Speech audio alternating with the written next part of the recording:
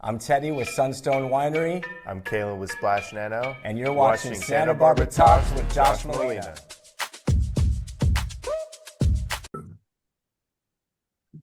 Welcome to Santa Barbara Talks with Josh Molina. It's such a pleasure to be here with Ben Romo, who I've known for forever.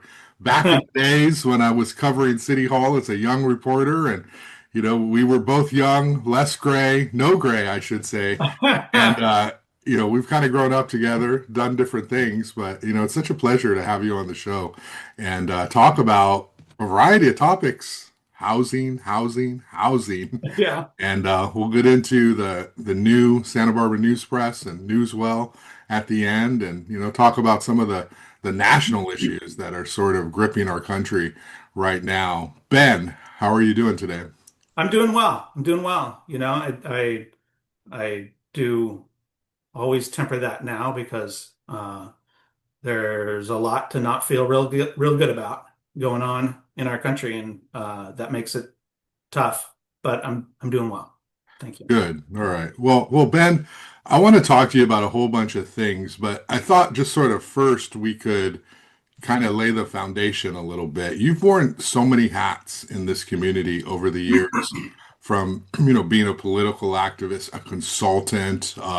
You've been in charge of nonprofits. You run your own business. So many things. But maybe we can just sort of give it over to you and talk a little bit about your history. You grew up in Santa Barbara, how you got here. Sort of who is Ben Romo for people who may not be as familiar with your work. Sure. Well, as is true for the male of our species, I'm happy to talk about myself for a minute. Um, but first, Josh, just thanks for having me on and for doing this show. It's we're lucky to have this on the local level of really in depth what you and Jerry do with your podcasts, and all the local news outlets doing a good job covering. So we'll talk about the local news later, but I just want to thank you for what you're doing and for having me on. I appreciate it. It is kind of nerve-wracking because I don't want to say something stupid. Um, but I was born and raised in Santa Barbara, and most of my career, really all of my career, has been focused here. Lived out of town a few times, but my work was always here. Local family. My parents were, my dad was the president at City College, and my mom, they were both educators. My mom was a speech therapist in the Goleta School District, and just being involved in the community, I'm just so thankful to have the experience that I had and to be supported by the Santa Barbara community throughout my life and to be able to live here. I grew up here, went to local schools, and a lot of the kids I went to high school with and elementary school with aren't able to afford to live here and make a career here. And I have been very, very lucky to not just have a career, but have a career and get paid because I got to pay the bills. Get paid to do things that I really believe in, and I'm so thankful for the leaders who hired me to help them do work that they're doing. I started working in politics, working for Walter Capps right out of college, and then Lois Capps worked in DC, but really came out of the campaign side of things. And so ended up running some ran Lois's campaigns after the special elections, and then started a consulting firm and did a lot of local races as a political consultant. That was like the first 10 years of my career. And then I left politics entirely in 2005, and I started working in the K-12 public education system, working then for Bill Cerrone, the county superintendent of schools. I had this little department that had programs for homeless and foster youth, and we had AmeriCorps literacy tutoring program, and we had a little nonprofit called Partners in Education that was meant to bring businesses and education together to build partnerships around kind of like for career and vocational education. So I did that for about 7 years at County Ed in the K-12 system. Then I went to First Five, which is a county agency under the County of Santa Barbara. And First Five got sales taxes from cigarettes and then distributed those to programs that serve 0 to 5 year olds to help get them ready for kindergarten. And that was super cool. Both that and County Ed. I mean, it was super cool. I got to work in the nonprofit sector.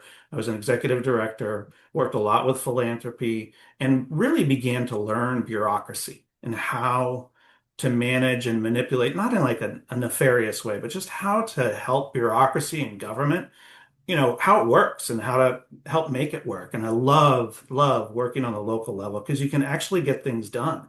And we can talk more about this later, but just I'm so thankful for people who work in government. They get they get bashed over the head politically and in our civic dialogue. Local government is so important, and the people who work there are good people. You say bureaucracy. Bureaucracy is made up of people, and they're just doing the best they can, and they're experts.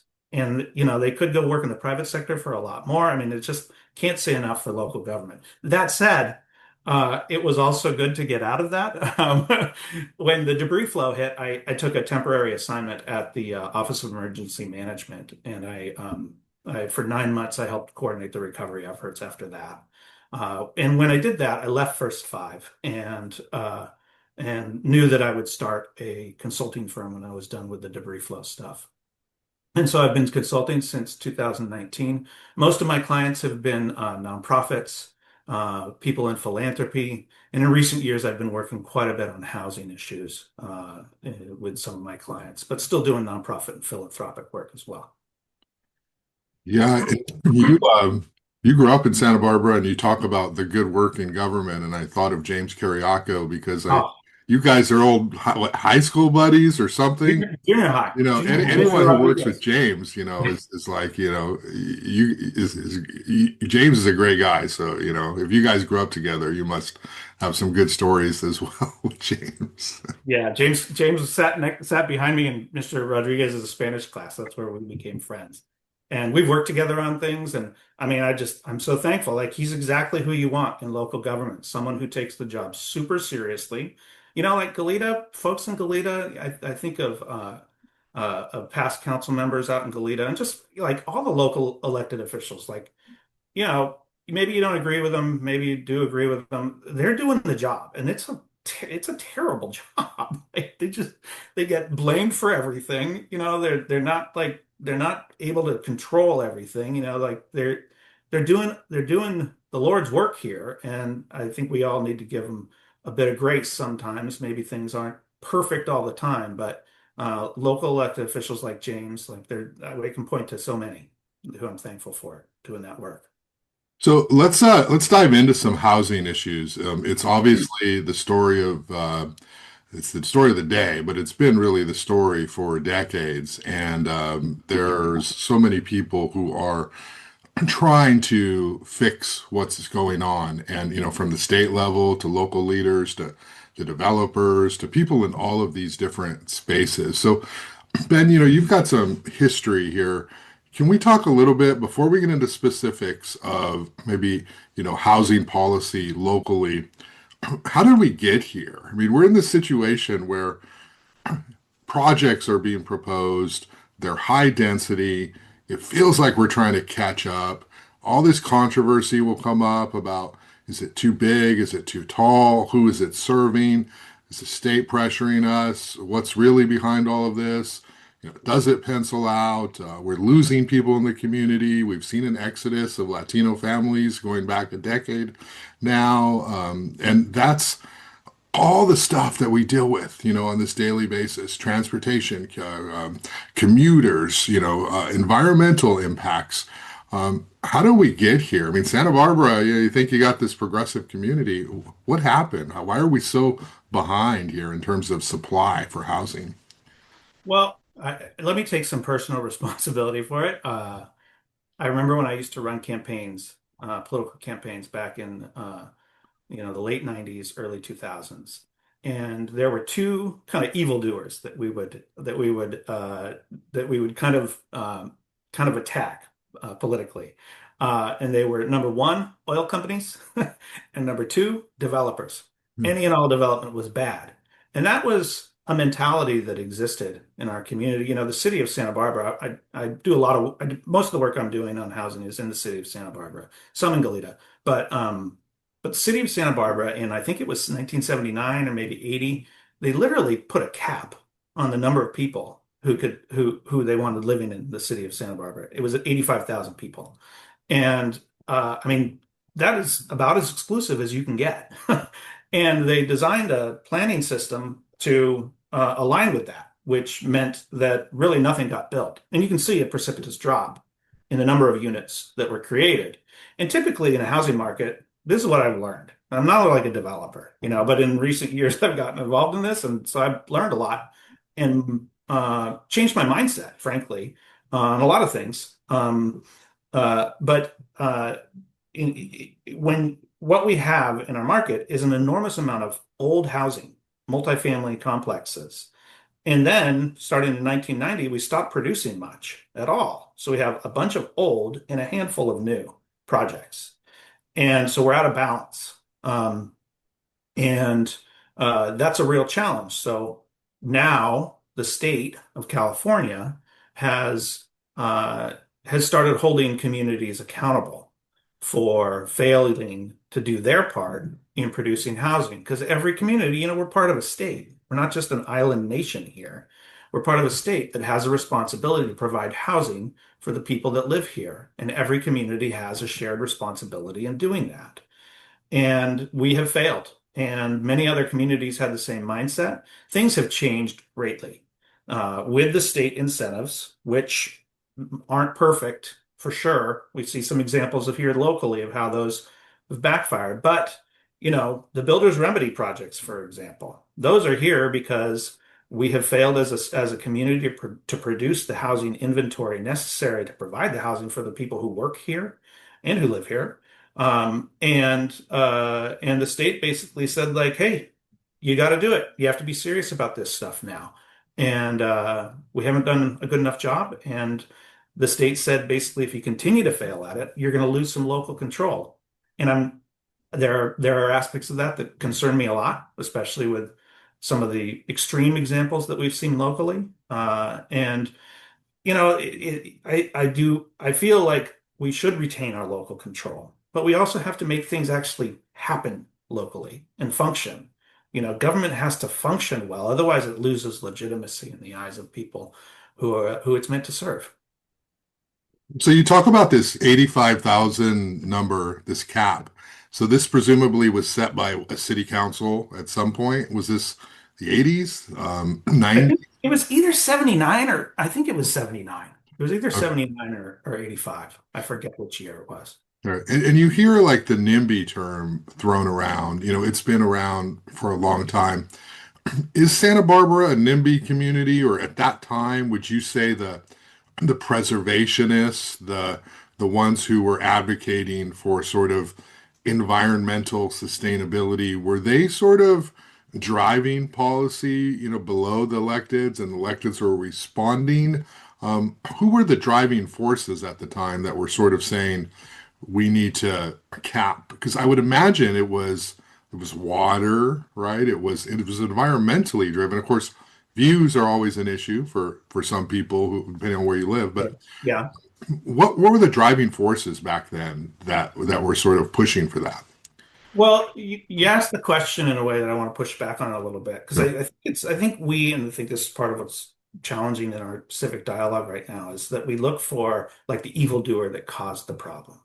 And it's us. We're a diverse group of people with diverse interests, and we really value things about our community. We value our environment, we value the beautiful natural surroundings, we value our front yards and our nice downtown, with lawns and single family homes and everything.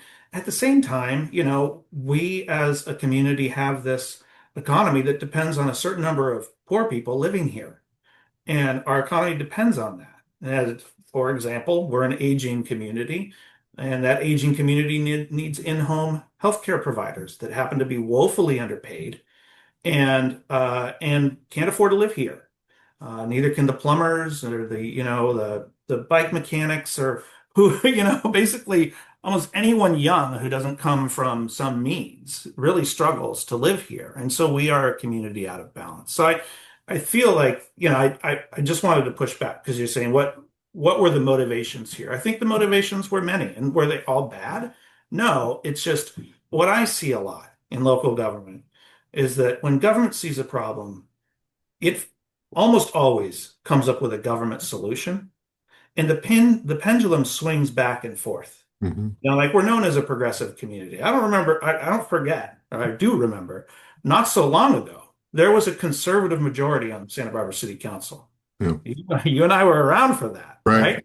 Because the city of Goleta was established really, truly as an anti-development city by that city council. The pendulum swung too far and a pro-development majority took over. Yeah. So painting like one set of issues or one set of priorities or one set of interests as the problem, I think is too, I don't know if myopic is the right word. I'll use it because it makes me sound smart. Um, but I think it's too much of a focus on what caused this problem. There's no silver bullet, and there's no simple reason why we are where we are today. What I'm more focused on is like, all right, we're here. This is where we are today. How can we actually make some progress today? And at the local level, I mean, it's like the craziness, the divisiveness at the federal level is so toxic. Like nothing's getting done there other than, the president lining his own pockets and undermining democracy, which is a tragedy. But at the local level, like you want to talk to the mayor about something, you send him an email and he's very likely to get back to you. Like you can actually work with people directly and remember, oh, these are human beings, like, and get out of our social media toxicity and actually come together and do something. I'm rambling. I'm off on a tangent. No, that makes a lot of sense. There are many actors in terms of how we got here, and most people in their minds trying to do the right thing, trying to do what they believed at the time was about preserving the quality of life in Santa Barbara. And you can't read the future, right? You can only read the future when you look backwards. And it's like, oh, it Right. makes sense now, but it's impossible to do it ahead of time. We still have some of these battles coming up here as the state is putting pressure on us locally. If you look at La Cumbre Plaza, there has been a whole conversation there about more affordability, more inclusionary. There's a couple of different projects there. There's Riviera Dairy. There's the Taylor family, who are father and son team, and then you look at Paseo Nuevo, and there's a big project there proposed. And there's even conversation now about how there's market rate on one side and then on the other, it's just affordable. And there are reasons for that. Of course, tax credit financing, you can only do it separate, but then people want more affordability in the market rate so that it's not, that's where all the single young professionals who have high incomes live. These conversations still come up. And then we do see the specific smaller, so to speak, 40, 50 unit developments popping up. Right now, in terms of the development energy that is going around, how are we doing? Are we headed in the right direction? I mean, do you support sort of these big redevelopments where it's going to essentially be thousands of units if they ever get Yeah. done? How are we handling the situation right now? I think there a lot of progress is being made. Mhm. Uh, and and I think there's going to be a lot of change. So like UCSB is going to produce about 4,000 units in the next 5 years. Mhm. So just imagine 4,000 students. Their enrollment has not been going up in recent years. So imagine 4,000 students all of a sudden coming out of the local rental marketplace. That's gonna affect rents. Yeah. You got probably 1,000 or something like that out at La Cumbre Plaza between those two projects you mentioned. It's true, the affordability is not high in those projects. The it's really difficult. And this is something I've learned because I used to think before I was really involved in housing and understood a little bit more about the financing of it all. I used to think, well, it's a privilege to develop here. Like we should get everything we can out of developers. And the sad reality is developers can't make projects work with an enormous amount of affordable housing unless they have, well, not even unless, but they can only make the affordable housing through an enormous amount of density. And so the bigger projects can do some. They can do more, like San Marcos Growers is doing more, Mm. Heritage Ridge is doing more out in Goleta, because Yeah. they're partnering with the housing authority. Yeah. out in the county housing authorities coming in on those projects. I think it heard at San Marcos Growers, they have more than 200 units coming down the pike Yeah, that's a great project. Yeah. just for the affordable, Yeah. you know. You got the school district, I forget the name of their property out there that they're doing, but there's thousands of units coming down the pike, and those units are going to happen, and that's going to impact the Farm. market. Yeah. And I think and then you have a bunch of smaller units as well, just redevelopment. Again, you have all these old complexes that are old. They're 70 years old. Like they're out of code, they're out of compliance, they're unsafe. They need to be brought up to speed. And that's our naturally occurring affordable housing there, is Mhm. that old stuff. When you build this new stuff, it's super hard to make it pencil. The cost of construction has literally doubled in the past 10 years, Mhm. really since the pandemic. The cost of construction, the complexity of doing these projects, it's tremendous. And inventory really does matter. Like the reason we're in this is because we've failed to build housing. And you see huge drop in the number of units produced in the 80s, 90s, 2000s. And so we're out of whack. And the question is, are we going to continue to be out of whack in a way that dooms future generations to this same fate that we're in now? You know, every time I write about a housing project, like literally every time I get a couple of emails at least from people who say, "What about the water? We're ruining this community. Not everyone can afford to live here," kind of thing. How do you handle the water question? I usually say things like what I've been told by government leaders, which is, or staffers, is that there's the efficiency of current plumbing equipment and water technology saves so much water compared to where we were in the 80s and the 90s. And so we're actually using less water now than we did even with this development. And the standards for building require this water efficiency.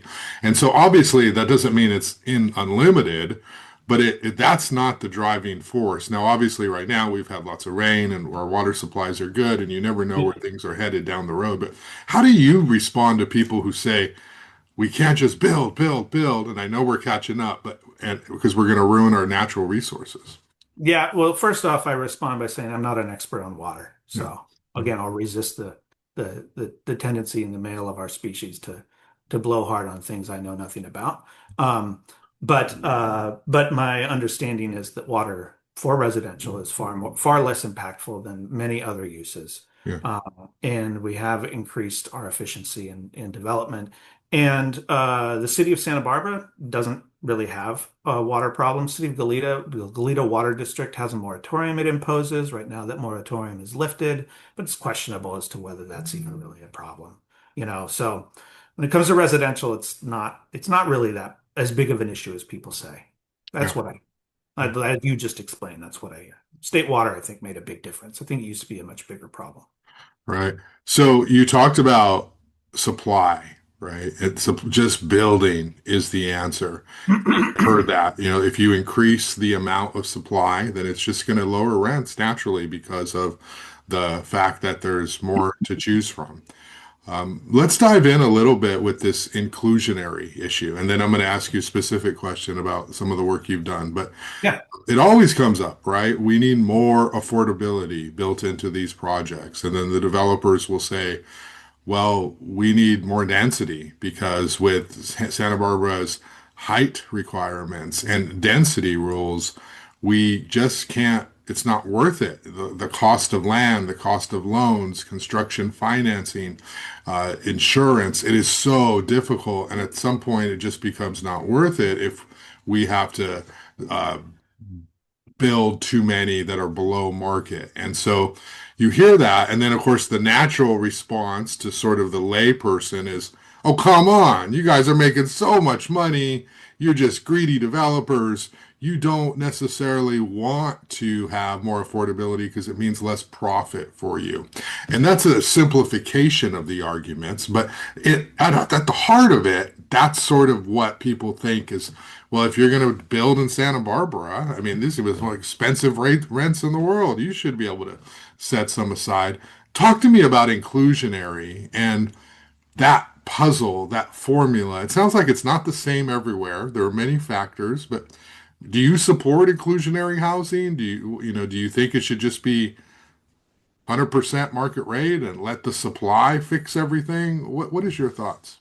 Well, like let's use state bonus density as a model. So you have your base. The way it works is a city will establish your base zoning. So let's say that your base zoning is 10 units. You're allowed to build 10 units under that. If you come in and I say, "Hey, I will make one of my 10 units an affordable unit," you will get a 25% bonus density, or in that case, a 30% bonus density. Now you can build 13 units. So in the state bonus density model, you get an incentive. Hmm. You get additional density than you would have otherwise had to help pay for that. It is the case. It is true that it's very difficult to make these projects work financially, um, especially in communities like Santa Barbara where land values are so high. Is that to say that every developer is like the most glorious, wonderful, philanthropic person just trying to, isn't trying to maximize benefit or maximize profit to, extreme amounts? No, like obviously there are some folks who are driven way too much by profit. But looking at the projects that I see locally, we're looking at legitimate arguments, legitimate claims that they can't make these projects work without some kind of incentive. Now, the government has been very successful. Our local housing authorities have done a really good job of producing housing, affordable housing, because they get government subsidies. They get an enormous amount of government subsidies. They have Section 8 vouchers, which help them cover the reduced rents. They get tax credits, which is basically tax credits. It's complex, but it's basically allowing developers or allowing investors to invest money into affordable projects rather than pay taxes to the federal government. That's one of the most successful programs out there, building housing. And sometimes developers might partner with a housing authority. We've done that, partnering with housing authorities. We're always in touch with the housing authority. But without those incentives, without those subsidies, it is very challenging.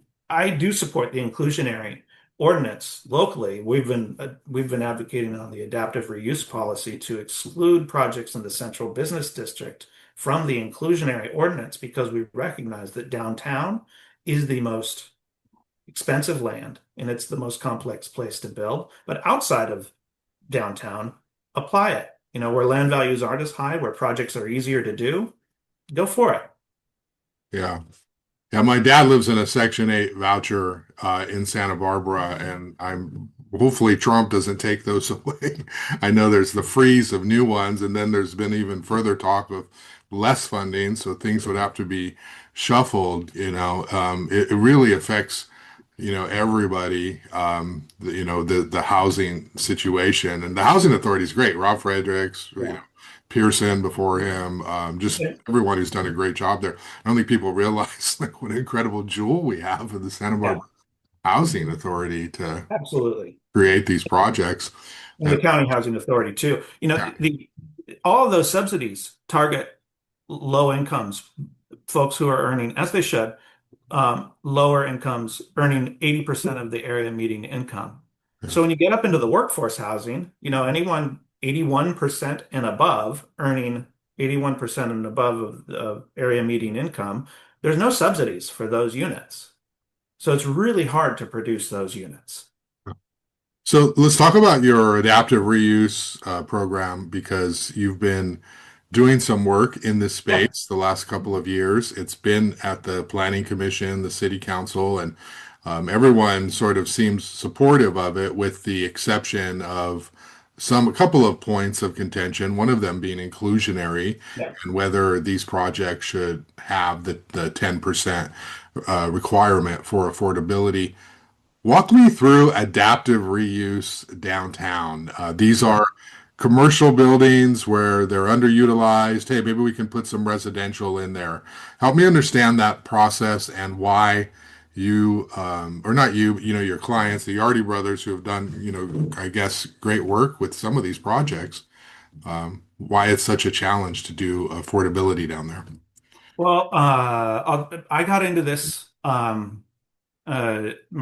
friend at the time, Jason Yardy, and we weren't working together professionally, but he mentioned to me that he bought the Sur La Table building Hmm. at 821 State. This was in 2021, so during the pandemic.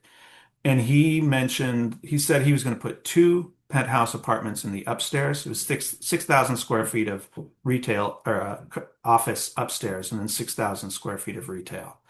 And he said he was going to put two large penthouses up there. Super easy to do. Current zoning allows it, and it was a good financial model for him. And in talking about it, we started talking about, well, maybe a high density option might work there.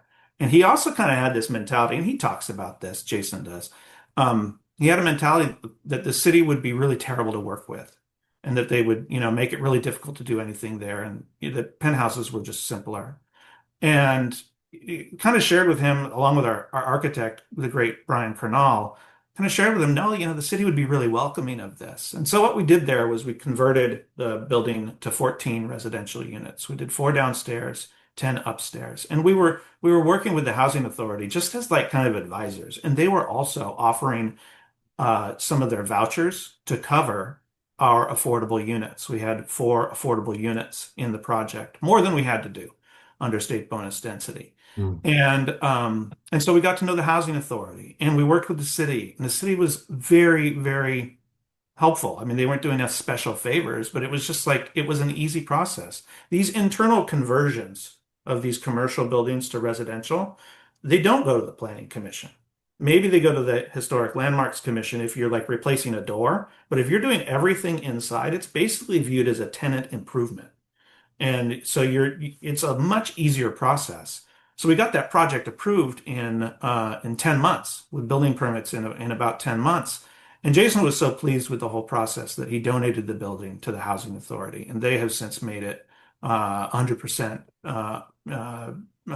rent reduced for workforce and for low income Wow. folks. Wow. Yeah, Great. so no other developer should be expected to donate their building or to lose money. Yeah. And the options right now downtown, the most, the the safest option is just keep it the way it is. A lot of these landowners downtown are older families that have owned these properties for generations. They're not developers. Like development is difficult. It's risky. It takes capital. It takes a bunch of money to make something like this happen. Hmm. And you need to incentivize those people. And the choices right now, like I said, Jason was going to do two penthouse apartments and call it a day and rent those to top rent payers. Instead, we got 14 units, 14 people downtown spending money, shopping, bringing more vibrancy. Like these adaptive reuse projects are critical, Mhm. but they are very expensive. Land values are the highest. The complexity of building downtown is very difficult. And you have to incentivize people. Hotels are allowed downtown. They're much more profitable. And so what we have been pushing, and really the city has been pushing an adaptive reuse policy. And this is another example of where I think those decades of policy and kind of mindset of no growth, no development whatsoever ever at the city, those days are past. Like that's why we should focus on today. The city has made tremendous improvements in their planning process. Their people that they have working there are wonderful. I mean, like, do we love it all the time? No. But Hmm. should we be bashing them like every chance we get at a public hearing and in the media? No. Like if you approach, it's interesting for me as a consultant to come into a field where I haven't been steeped in it for decades, and I don't have the same kind of blinders that some people have who've been in that. And this is just, I'm not judging negatively. This is a human condition where we get blinders on and we have a mentality and this is how things work. A little tweak, like just instead of seeing the city as an opponent, as an enemy, maybe you could tweak and view them as an ally. And maybe your life would be a little easier, right? Anyway, I'm getting off track. But yeah, there has been some controversy about the key question of do we require affordable housing in these adaptive reuse projects downtown? And our contention, my firm belief is that if we require rent restricted units downtown, we will see less, far less, probably maybe no commercial to residential conversions downtown because it doesn't work financially. And when you do, when you have an affordable unit in your complex, you are now in a 90-year regulatory relationship with the government that you have to report on those units. You have to, report the earnings of the tenants. It's a level of regulation that private property owners are not super excited about. And so anyway, the city's coming back with a policy recommendation on October 14th, I believe it is, that will they directed staff to explore a cap. Mhm. So above a certain amount of units, the inclusionary ordinance would apply downtown. And Yeah. that's good because, like the smaller projects find it really difficult to make the affordability work. When you get up to density, um, that's it's easier to frankly, and you can justify doing multiple units.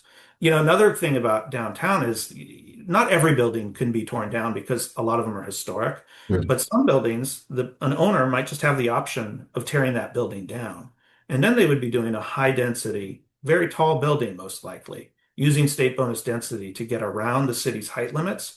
Then we lose local control. So adaptive reuse is the no impact way to do housing downtown. We really see it. The key thing is it's revitalizing downtown. It's a key factor in revitalizing downtown that we can start doing more of today.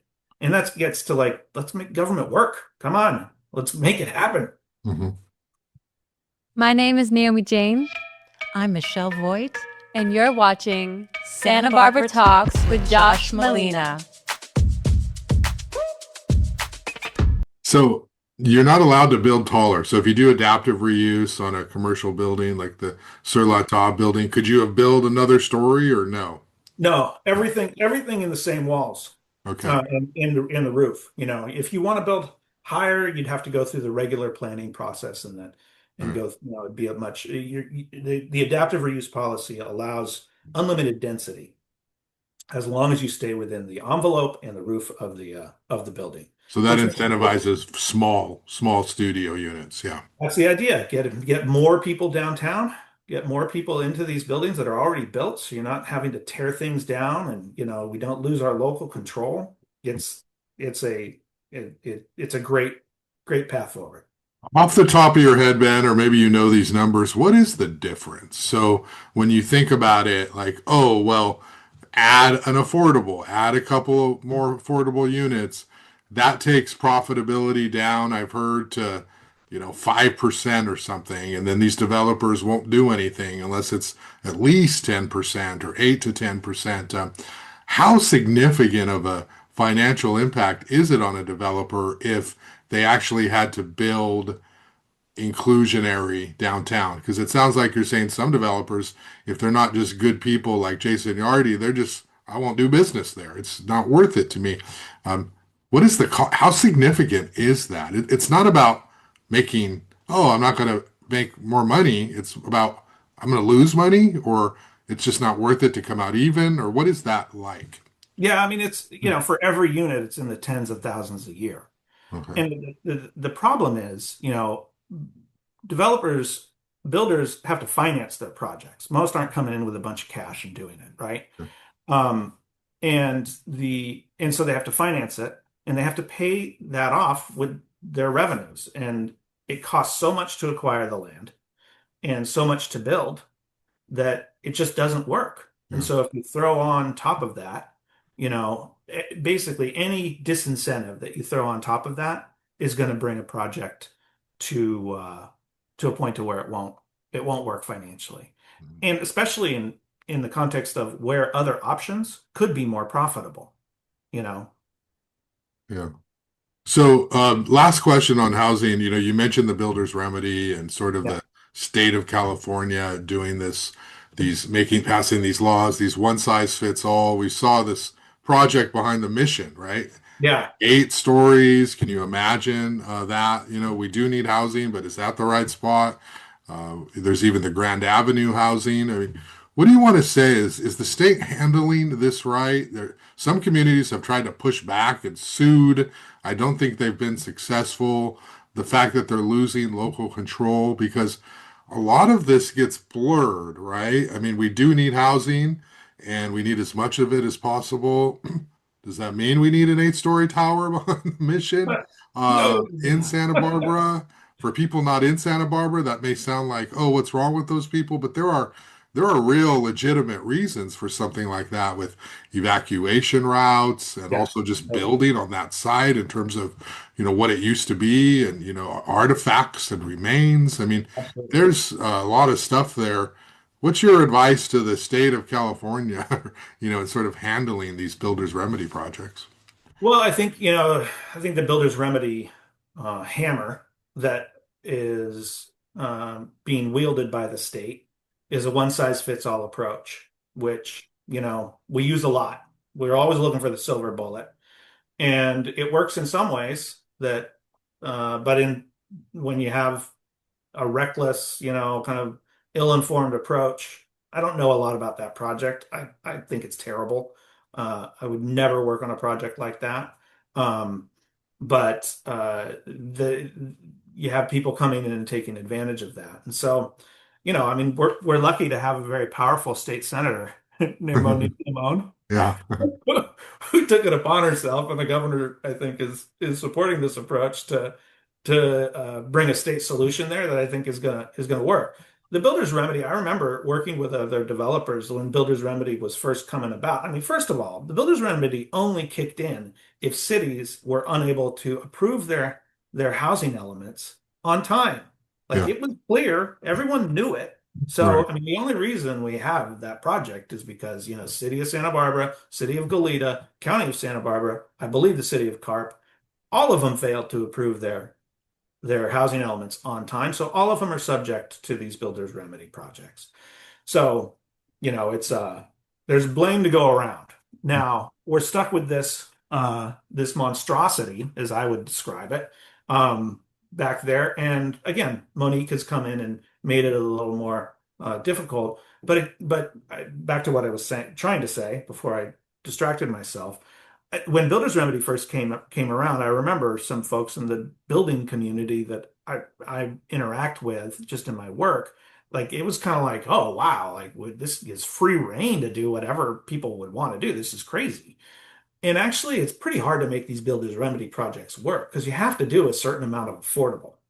And on that property, the it's right by the creek. Like you mentioned the fire. You mentioned I'm not sure what the historical aspects are, but it's obvious. I've heard that it's a Native American site that deserves protection, and so I don't know. These developers are doing projects. I understand. I've heard they have projects throughout the state. I don't know what their plan is, but it's a mess, and I think it's a mess when again the pendulum swings back and forth, and uh, a one size fits all approach sometimes doesn't work out. Yeah. And just for the planners who might be watching, as I was told when I was reporting on the housing element and during that period, the state required a lot more specificity in terms of research on these sites during that process. So it wasn't so much of generically identify sites for development, but it was actively talk to the developers and or the property owners and research whether are these real sites that or housing could actually get built, or are these just sites you're proposing to say we could theoretically? And I think what they had said was, that was like an order that was new and different, so it Yes. delayed them and that kind of thing. And so yeah, it was, and there were hundreds of cities that didn't make their housing element for sure. And undoubtedly, there are developers who have exploited that or took advantage of that or rushed to get their projects in before that deadline. But I think that, as you had said, everybody's working in the same direction. Everybody wants a sustainable community. Everybody wants to provide housing for the people who live here and not just the wealthy. But I mean, quite frankly, the core of this community is the working class and the service class that make it run. And, it's not an easy solution. So people like you and Jason Yardy and all these other government agencies, activists, developers are trying to figure out this puzzle and still protect Santa Barbara in terms of what we all love about it. And, you know, everybody's on board now. So, it's kind of an exciting time. It It is. actually, you know, Yeah, it is a different time. I remember in the early 2000s, something shift in the progressive community. yeah, Like Dick and Mickey Flax were part of this. yeah, Uh, I remember former Mayor Helene Schneider was like the Women's Political Committee, the League of Women Voters. Some of the progressive end, not that the League is partisan, but some of the more progressive voices in town began to recognize that housing was a social justice issue, yeah, to where they had been, kind of on the anti-development tact. They not just social justice, but environmental, because we have 25,000 people commuting into the South Coast every day. Um, and so that was a big change. That was a big change, and I'm thankful for it. And I had to go through that process myself as well. yeah, definitely. So now we do have a lot more people advocating for housing. It's just a matter of figuring out together, which is again what we can do at the local level, working it out together. I have my opinions. I'm not right all the time, Like I feel like if a member of the city council it has a disagreement with my opinion, that's great. Like we got to work it out together. I respect that. Yeah, that's a good transition to our next topic. I do miss Mickey Flax. Uh, Yeah. hearing her speak at these council meetings and just laying it out there. And of course, yeah, they were definitely ahead of their time in terms of the social justice issues, Mickey and Dick. So, you talk about disagreement, right? So I want to ask you about some of the national divisiveness that we Yeah. have seen. Obviously, 2016, and I know people watching will say, well, it was much before that, but Trump's first term, right? It was different. Like it's far, in my opinion, more divisive now in terms of drawing the lines in the sand. You're either with us or against us.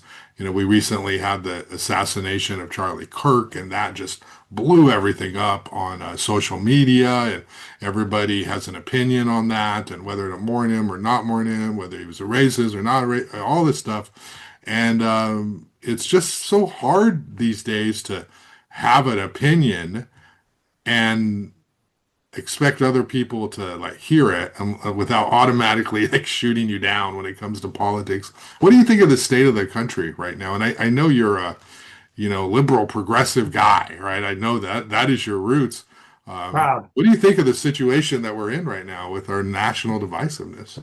Well, I think, Trump, maybe Trump learned a thing or two, or maybe the people around him learned a thing or two during the first term, and then we're ready to really, had time to prepare and just go hog wild in the second term. I mean, the words that come to mind are reckless, corrupt, incompetent, cruel, just counter to American values that all of us learned in kindergarten. Like it's just infuriating to see. And I'm so glad that people are pushing back. I feel like, like I remember when Trump was elected that morning, the next morning, I was just like, I was so depressed. Like, Right. what are we gonna have? They got 4 years of this, Yeah. and the suffering that was gonna be wrought.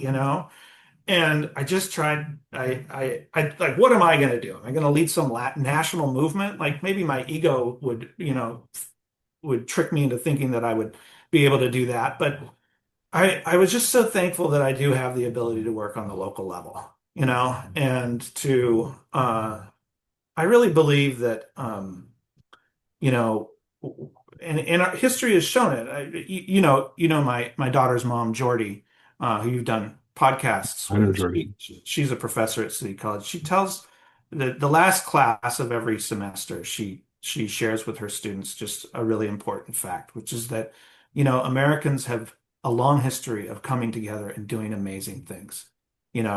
I mean, even the Civil War, but climbing out of the Depression, fighting World War II, the Civil Rights Movement, the movement against Vietnam, like the social justice movements that like we are capable of doing things, tremendous things in this country when we do them together.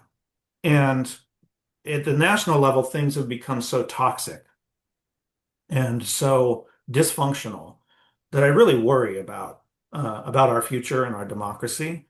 But I at the same, like throughout my life, I learned people do let you down. But most of all, I saw this during the debris flow.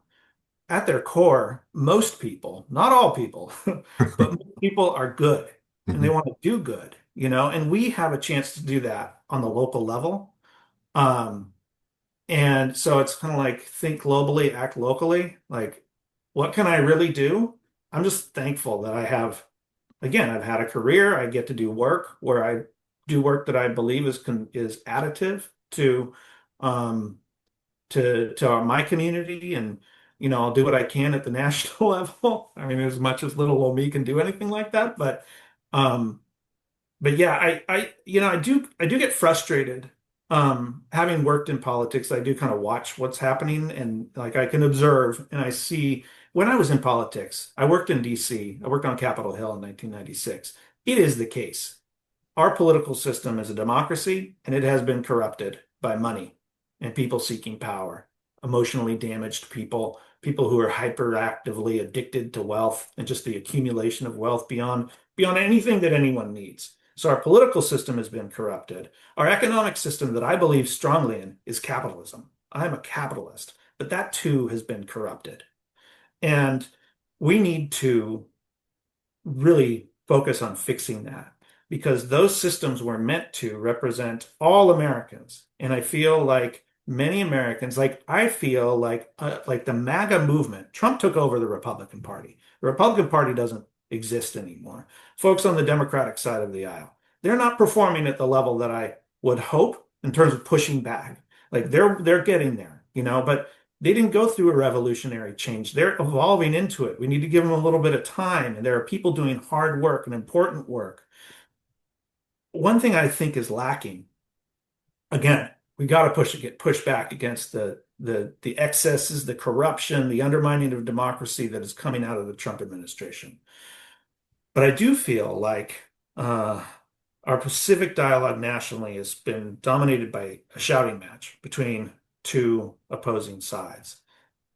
And I feel like there are a good chunk of Trump voters who, for example, voted for Barack Obama out of the hope and change, who've felt let down by our political system, by our economic system, as there's become a vast disparity between rich and poor in our country in recent decades. The economic system has failed many people. The political system has failed many people in this country. And so I can actually see the logic behind voting for Trump because he said, I'm going to blow this up. Both parties have let these people down. Our whole system has let these people down. So we can't demonize those people for making what might be a rational decision, given where they are in their lives, because they're living on the edge of homelessness, because they're worried about putting food on their table. And they hear, hope and change. They see Chuck Schumer saying he's supporting the working class, and they see the Republican Party saying basically the same thing, but nothing ever changes. Well, okay, fine. Maybe it was a cry from the dark for democracy, that vote for Trump, And so I bring that up because I feel like what we're lacking in our civic dialogue nationally, we have a shouting match, that's for sure, but we have to welcome those people home who are gettable. What's the strategy here? Strategy is to get people to move away from voting for the MAGA movement and the Trump kind of populist model of destruction and instead move back to democracy. We need to welcome people home. The fight that I see us lacking right now in this country is the fight to stay together.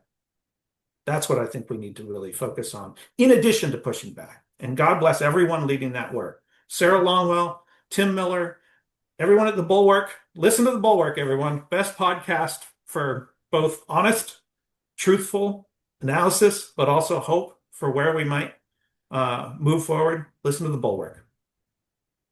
Yeah, I think that when you villainize people and you tell them they're the devil and they're wrong and they're horrible people, eventually they're gonna believe that they are, and then that's gonna open the door for them to say, "Well, forget you, then I'm just gonna act like that."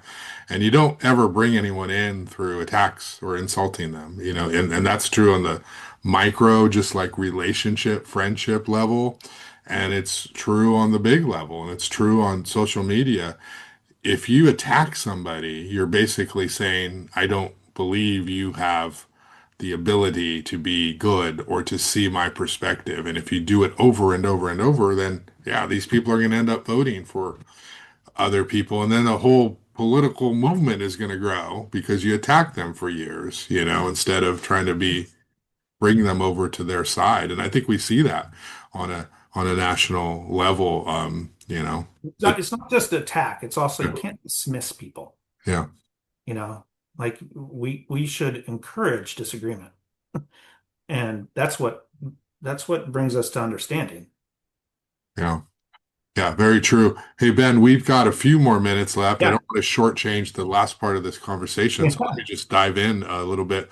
I think that we were all stunned. We were all surprised when we just What sort was of opened our emails one day and saw, in Jerry Roberts's newsletter that the the Santa Barbara News Press was going to come back in some form, and this organization, Newswell, was taking it over, and we were going to see the return of local news under the news press in a whole new, reinvented, re-envisioned form, trying to serve readership and an audience that feels like it may have been lacking certain kinds of coverage, and that's great. That's fantastic, right? We need, when I was at the news press back in the day, the original news press, there was a reporter for Carp, there was a that? reporter for Montecito, there was a reporter for Goleta, there's reporter for Goleta schools, Santa Barbara schools. Today I cover like six different beats,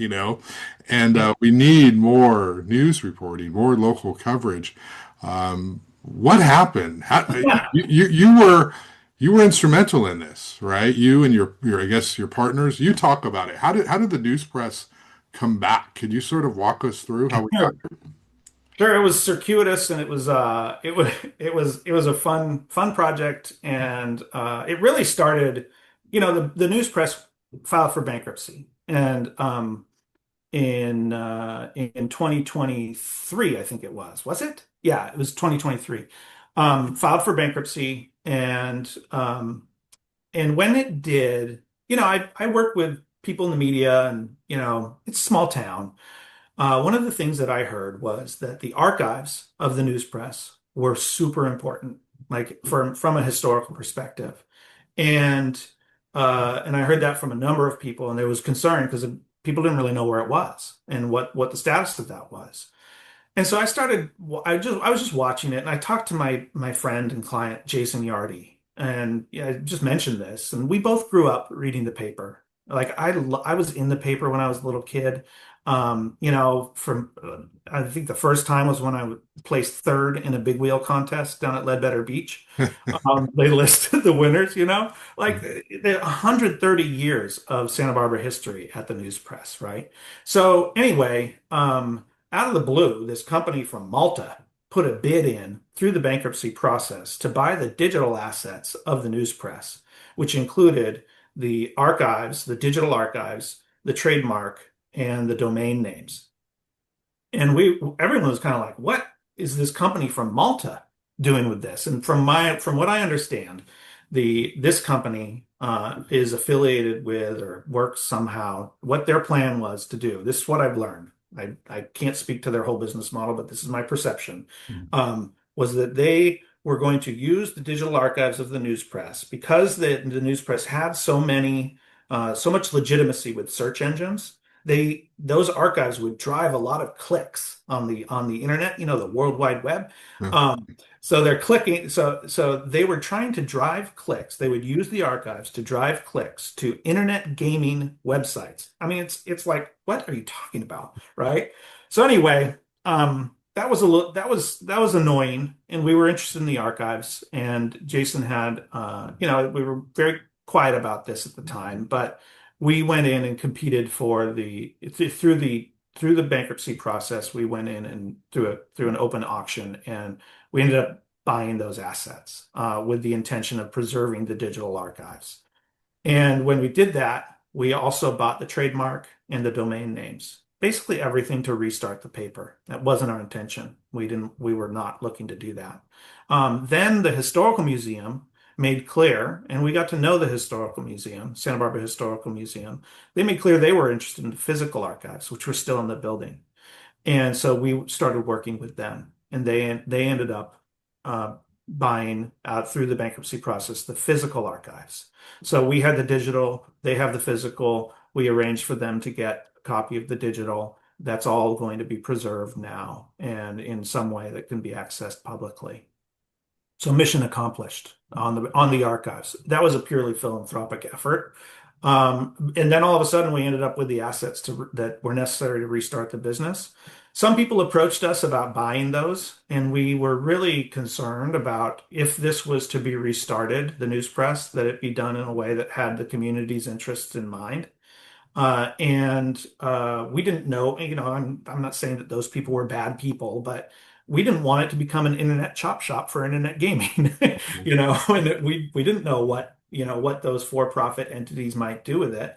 So when we found out that the Walter Cronkite School of Journalism at Arizona State University had started recently a nonprofit that provides back-end support to local journalism. Really, it's their core mission to preserve local journalism.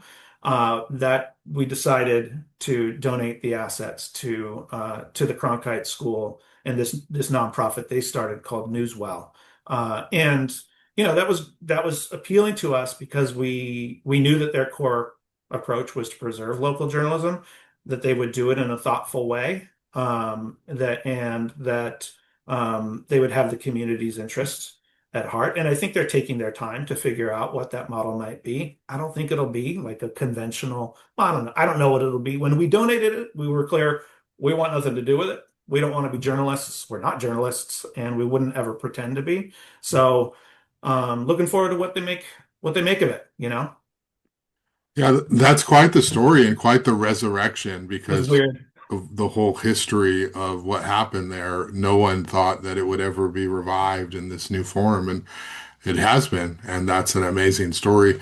Ben, I would ask you one tough question here is that did you think about or did you and your, partner think about donating or giving or partnering with any of the local news media? I know that there has been some concern from local news media, existing local news media, about what is this out of Santa Barbara outfit coming in and what are they going to do in terms of competition or advertising? And there was a feeling, a sense of, whoa, why did you guys come to us? And I'm speaking the collective here, but I do know of that's true, that there were news organizations that felt left out. Can you just talk about that and what that process was?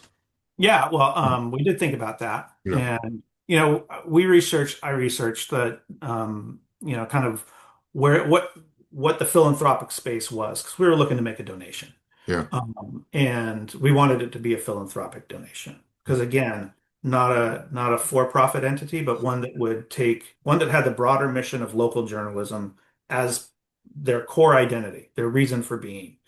And so ASU was that option that we went with, and we talked to them about that. And we recognized, like as a nonprofit, they can raise money and actually pull more funding into this community to support local news. Like you said, I think the news press used to have 70 reporters on its staff. yeah. Like now we have less than 10 covering the entire county or something like that. Like there should be room for this. And I think it's an opportunity to find a new model for local journalism, one that maybe is more collaborative between competitors than it has been in the past. Again, I'm not a journalist. I don't know the business, and we didn't want to try and figure that out. So we thought it would be best to donate it to a nonprofit that had the expertise. That obviously the Cronkite School of Journalism is the most respected journalism school in the country, and so that's the route we went. And looking for to let the experts figure all that out. Well, I want to say thank you for preserving those archives because speaking for myself, there's 7 years of my work that I thought was lost forever because it wasn't even on the internet. You Yeah. couldn't find it. It's though, this years of work that I did, a lot of it award-winning, investigative, just didn't exist because it was on the internet. So that's just me. And then there are so many other people who worked for the news press with a long tenure, someone like Melinda Burns, Oh yeah. Scott Hadley, and I can name them all. So many great, incredible reporters, Jerry's work, of course. So from that part of it, like, thank you for preserving that. And now the world can see that and people can experience it and know that history because so much of what's happening now, it didn't just come up for the first time. Like we've been through these battles, we've seen it before, we've seen the evolution of how we got to this point, particularly on housing. I covered housing for years, So I think that you and I guess Jason Yardy and the Jason. people, yeah, deserve a thank you for doing that because had it been sold to whatever that outfit was overseas for gaming, I mean, we'd all be sitting on our hands saying, why didn't somebody do something? Well, Yeah. we did something, Well, so thank you. well, thanks for the thanks, Josh. Yeah. Like I said at the beginning, I'm super lucky to work with people and on projects that do cool stuff. Jason was the main source of financing for that, and he's a very philanthropic fellow, and I had a minor part in it. And you know, and I also do just want to reiterate just how incredible the Santa Barbara Historical Museum is. They pulled 1,500 boxes of materials out of that building, and Yeah. they're methodically going through that and digitizing it, what they can. And that's a huge treasure trove of our history, like you said. Yeah. We're all part of it. This is a small town, and it's a chronicling. They chronicled our history, and they helped make our history through that business. Maybe some of the years weren't as as comfortable for some at the news press. I know you went through that. I won't speak to it, but I'm hopeful that something good comes of it. Yeah, we'll see. I think it should be happening soon. So thanks, Ben. I appreciate your time. Thanks for this interview. You're always so intelligent on all of these issues. So it's always great to have a conversation with you. And I got in James Kiriako in there. So Oh, that I know, I he's gonna know. watch now. It's an extra view. Yeah, yeah.